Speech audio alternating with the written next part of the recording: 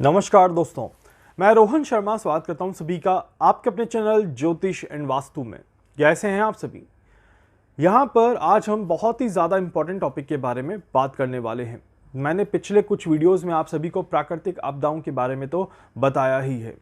शनिदेव का प्राकृतिक आपदाओं के अलावा और कई सारी चीज़ों पर प्रभाव देखने को मिलेगा, जिसे भी हम एक एक करके डिकोड करने की कोशिश कर रहे हैं। लास्ट संडे के लाइव सेशन में भी मैंने आपको पुरानी किसी किताब का एक पैरा पढ़ के बताया था, जिसमें बताया गया था कि शनिदेव जब मीन राशि में होते हैं तो किस तरह से राजाओं के लिए परेशानी होती है।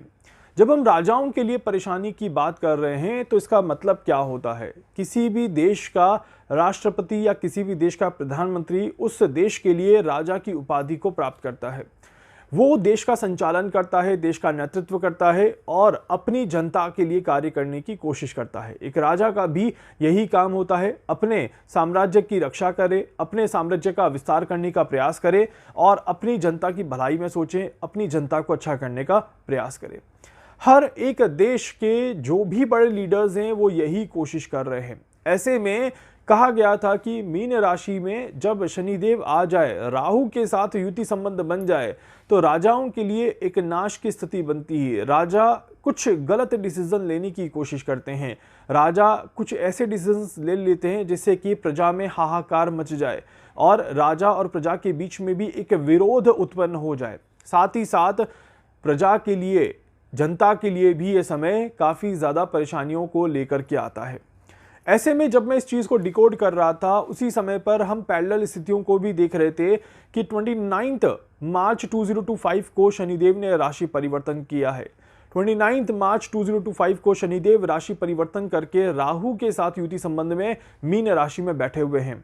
और यहाँ से देकर के अगर देखा जाए तो आज जब आप ये वीडियो देख रहे हैं 7 अप्रैल 2025 का दिन चल रहा है आज, और 6-7 दिनों का ही समय है, बहुत ज़्यादा लंबा समय नहीं बीता है। शनिदेव को यहाँ पे आए हुए अभी 4-5 महीने नहीं बीते हैं, मुश्किल से 4-5 दिन ही निकले हैं कि ट्रंप ने एक अनाउंसमेंट करके पूरी दुनिया में एक हलचल मचा दी। यहाँ पर रक्तपात की स्थिति बनती है। कहा जाता है कि जब शनिदेव इस तरह की परिस्थिति बनाते हैं, पंचग्रही योग जब बनता है तो रक्तपात देखने को मिलता है। अब देखिए, खून के आंसू रुला देना या खून निकाल देना, इक्वेशन एक ही हमेशा बनती है। और ऐसी परिस्थिति में आज बाजार में जिस तरह की स्थिति है, जनता के अंदर जिस तरह का आक्रोश है या कोई जनता जिस तरह से अपने आप को नुकसान की तरफ देख रही है, कहीं ना कहीं ये दिखाई देता है कि एक राजा ने पूरे विश्व की जनता को हिला के रख दिया, पूरे विश्व की जनता को परेशान करके रख दिया। कुछ लोग ट्रंप के टैरिफ को अच्छा मान रहे हैं तो कुछ लोग ट्रंप के टैरिफ को बहुत ज़्यादा खराब भी मान रहे हैं। देखिए, अच्छे और खराब की सिचुएशन जो है वो तो स्थिति जो है वो समय के साथ हमें देखने को मिलेगी। भारत में भी जब नोटबंदी हुई थी तो भारत की नोटबंदी को उस समय में काफ़ी सारे लोगों ने प्रॉब्लमेटिक इक्वेशन बताया था। काफ़ी सारे लोगों ने कहा था कि ये बहुत गलत हुआ है, बहुत खराब हुआ है, और उसके एक्शन के रिएक्शन भी हमने उस समय में देखे थे कि बहुत सारे लोगों को परेशानियां हुई थी। बट उसके बाद स्थिति धीरे धीरे संभली, स्थिति धीरे धीरे सुधरी और हम एक अच्छे लेवल पे अपने आप को स्टेबल करते हुए नजर आए। और उस नोटबंदी की इक्वेशन के साथ हमने भी कई सारी चीज़ें सीखी, कई सारी चीज़ें समझी और भारत ने एक अलग दिशा में तरक्की करने की कोशिश करी।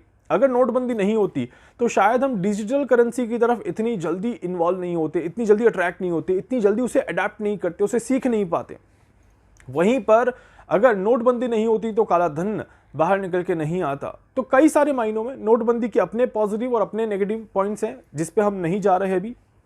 बट उसी तरह से अगर अमेरिका अभी कोई भी डिसीजन ले रहा है तो इसके भी पॉजिटिव और नेगेटिव दोनों ही तरह के पॉइंट्स होंगे, जो समय के साथ साथ हम सभी को देखने को मिलेंगे। आज ये कह देना कि ट्रंप गलत कर रहा है या ट्रंप सही कर रहा है, ये पूरी तरह से गलत होगा, क्योंकि विद द टाइम इसके रिजल्ट निकल के आएंगे और विद द टाइम ही पता चलेगा कि ये स्टेप दुनिया में क्या प्रगति और क्या डिक्रीज चीज़ें यहाँ पर कर रहा है। अब यहाँ पर बात करते हैं कुछ और पॉइंट्स पर जो कि ज्योतिष के हिसाब से बहुत महत्वपूर्ण इक्वेशंस को यहाँ पर क्रिएट कर रहे हैं। मार्च का महीना जैसे जैसे आगे बढ़ेगा, कहीं ना कहीं अमेरिका के लिए तो नेगेटिव इक्वेशन क्रिएट कर ही रहा है, अमेरिका की गवर्नमेंट के लिए भी नेगेटिव इक्वेशंस को यहाँ पर बना रहा है। और धीरे धीरे ये सिर्फ एक कंट्री की बात नहीं है, क्योंकि जब हम राजा की बात कर रहे हैं तो भारत में भारत के अलावा दूसरे देशों में भी कई सारे लीडर्स हैं जो कि अपने आप को राजा मानते हैं, अपने आप को राजा की उपाधि देते हैं, राजा के पद पर वो बैठते हैं। ऐसे में हर एक कंट्री के राजा को परेशानी होते हुए दिखाई देती है। इसमें जब हमने भारत की कुंडली को देखा, जब मैंने भारत की कुंडली का एनालिसिस किया, तो उसमें भी हमें परेशानी दिखाई दी। भारत की सरकार के लिए भी ये समय जो है एक टफ टाइम को लेकर के आता है, और भारत की सरकार इस टफ टाइम से बाहर निकालने की कोशिश ज़रूर करेगी और बाहर निकलते हुए भी नज़र आएगी। इस तरह के योग यहाँ पर बनते हैं। बट इस तरह के भी सिम्टम्स देखने को मिल रहे हैं कि आगे जाकर के भारत को एक बड़ा झटका लग सकता है, आगे जाकर के भारत को एक बड़ी गंभीर स्थिति का सामना करना पड़ सकता है। भारत की सरकार को कुछ महत्वपूर्ण निर्णय लेने पड़ सकते हैं। इसी के साथ साथ जब मैंने संवत की कुंडली को देखा, इस बार के संवत की कुंडली में सूर्यदेव का बहुत बड़ा इन्वॉल्वमेंट है और सूर्यदेव राहु के साथ संयोग में बैठे हुए हैं। सूर्यदेव राहु और शनि को लेकर के साथ में चल रहे हैं। सूर्यदेव यहाँ पर जब हम संवत की इक्वेशन को देखते हैं तो काफ़ी ज़्यादा प्रभावी इक्वेशन को दिखाते हैं। ऐसे में सूर्य ही राजा, सूर्य ही मंत्री की इक्वेशन भी आती है और डबल रिस्पॉन्सिबिलिटी वाला काम यहाँ पर देखने को मिलता है। हर तरह से भार देखने को मिलता है।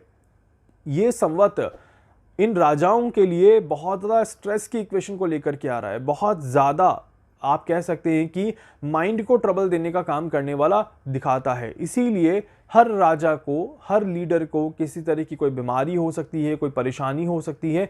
इस तरह के योग बनते हैं। जब राजा के ऊपर स्ट्रेस आए, जब राजा प्रेशर में हो या राजा ज़्यादा बिजी हो, तो उस समय में वो ज़्यादा चीज़ों पर फोकस नहीं कर पाता। और ऐसा कहा जाता है कि ये वो समय होता है जब राजा किसी तरह की कोई बड़ी गलती कर दे, कोई नेगेटिव डिसीजन ले ले, जिसकी वजह से उस पर कोई आंच आए। तो इस तरह के भी योग यहाँ पर दिखाई देते हैं। इस वजह से ये समय भारत सरकार के लिए एक चैलेंजिंग समय यहाँ पर आता है। भारत सरकार को इस समय में काफ़ी ज़्यादा परेशानियाँ देखने को मिल सकती है। इस तरह के योग बनते हैं। यहीं पर एक और चीज़ मैं आपको कहूँगा कि मार्केट का जो ट्रेंड अभी डाउन जा रहा है, बहुत सारे लोग मार्केट को लेकर के काफ़ी ज़्यादा डरे हुए हैं।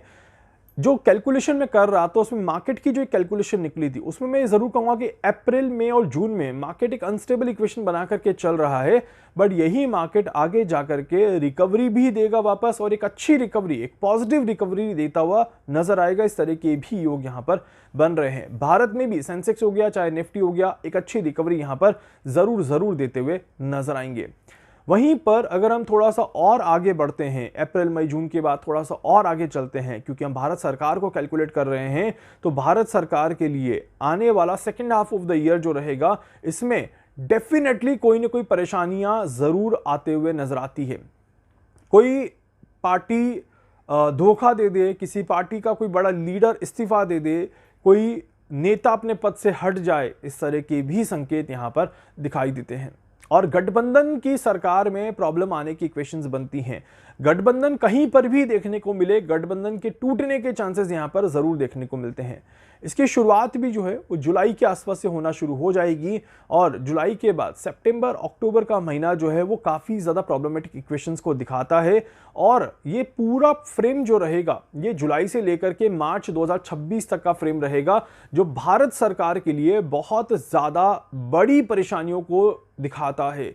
ये समय भारत सरकार का टिक करके रहना, भारत के प्रधानमंत्री का स्ट्रांग रहना और भारत के प्रधानमंत्री का सही डिसीजन लेना इंपॉर्टेंट इक्वेशंस में आता है। अगर यहां पर केंद्र सरकार ने कोई भी गलती कर दी, कोई भी मौका अपोजिशन को दे दिया, तो डेफिनेटली अपोजिशन प्रभावी तौर पर आगे आता हुआ नजर आएगा। और जब अपोजिशन प्रभावी होगा तो केंद्र सरकार को परेशानियां बढ़ेंगी। इस तरह के योग यहां पर ज्यादा बनते हैं। इसी बीच में पश्चिमी बंगाल में भी राजनीति में माहौल खराब होता हुआ नजर आएगा। आंध्र प्रदेश, तमिलनाडु, केरला की तरफ भी आप देख सकते हैं कि माहौल काफी ज्यादा खराब होता हुआ नजर आएगा। इवन दो साउथ डायरेक्शन जो है, साउथ में जितने भी स्टेट्स हैं उनके जो लीडर्स हैं उन सभी के लिए और साउथ ईस्ट के लीडर्स के लिए अप्रैल के बाद से समय थोड़ा सा परेशान करेगा।